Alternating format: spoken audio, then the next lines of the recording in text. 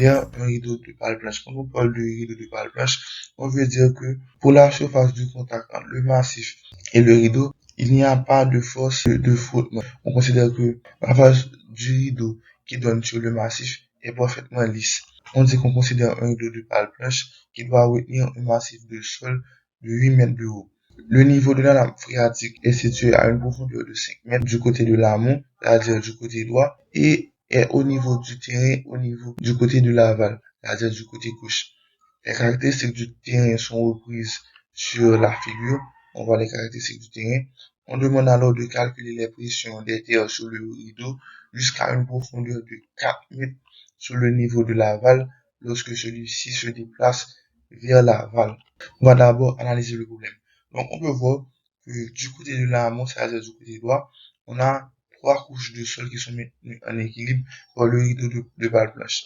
Pour trouver la pression des terres sur le rideau, c'est-à-dire on doit trouver une contrainte effective horizontale.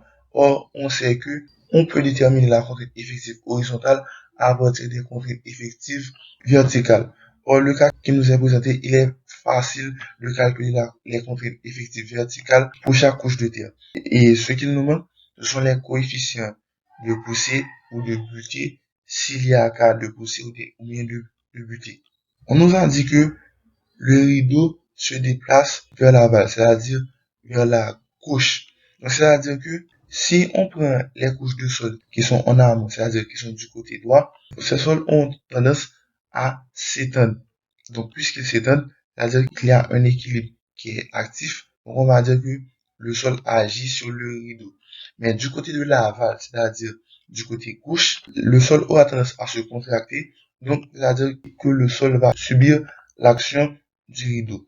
Le massif qu'on nous a donné n'est pas surchargé. Il n'y a pas de cohésion dans les couches qu'on nous a données.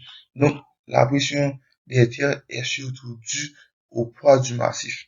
On sait que l'angle de profondeur interne peut nous permettre de déterminer le coefficient de poussée et de butée. Par exemple, on sait que le coefficient de poussée, si on connaît l'angle de frottement interne, est égal à 1 moins sin phi' sur 1 plus sin phi'.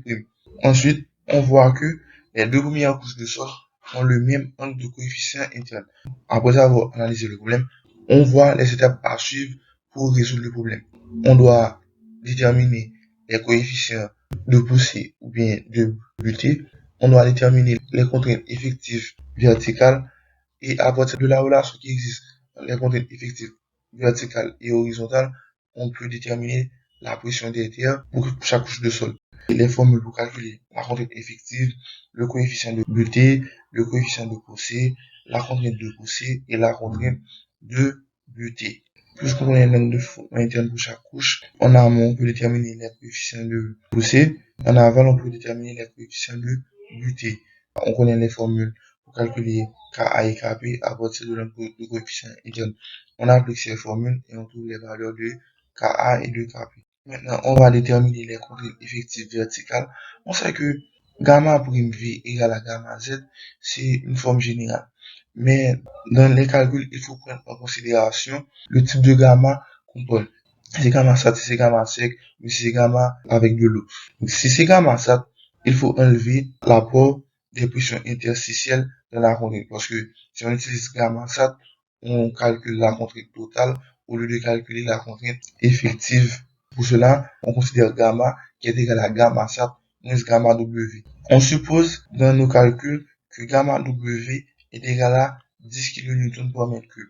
En appliquant la formule et les considérations qu'on a dit, on trouve les diagrammes de contrainte effective verticale tels indiqués sur le schéma à gauche. Maintenant, après avoir déterminé les contraintes effectives verticales, on doit déterminer les contraintes effectives horizontales.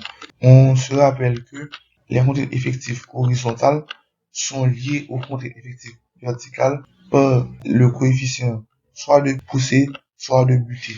On connaît les valeurs des coefficients de poussée et les valeurs des coefficients de butée lorsqu'il y a butée. Donc, il y a butée pour la partie grise, la partie du massif qui est située en aval, et il y a les coefficients de poussée, toutes les parties situées à droite. On avait déjà calculé les coefficients de poussée pour chacune de ces parties.